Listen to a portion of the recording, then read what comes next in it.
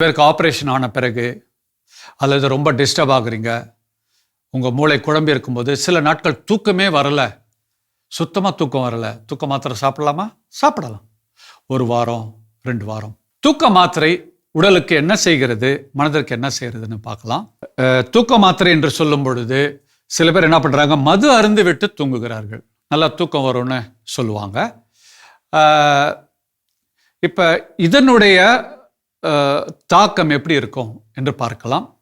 முதலாவதாக தூக்க மாத்திரை சாப்பிடுவது. தூக்க மாத்திரை இதை ஆங்கிலத்தில் இன்டியூஸ்டு ஸ்லீப் என்று சொல்வார்கள். அதாவது அந்த தூக்க மாத்திரையை உங்கள் மூளையில் போய் அதை தூண்டி விட்டு தூங்க வைக்கிறது. தூக்க மாத்திரையில் நீங்கள் தூங்கும் பொழுது கனவுகள் சரிவர நடக்காது.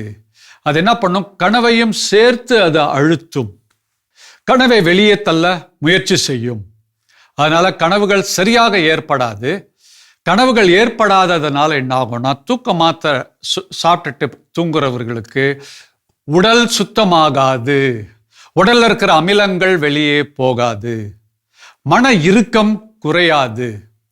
ஏனென்றால் அது ஒரு இன்டியூஸ்டு ஸ்லீப், தூண்டப்பட்ட ஒரு தூக்கமே தவிர இயற்கையான ஒரு தூக்கம் அல்ல. அப்ப கண்டிப்பாக தூக்க மாத்திரை எடுக்க வேண்டும் என்றால் எடுங்கள்.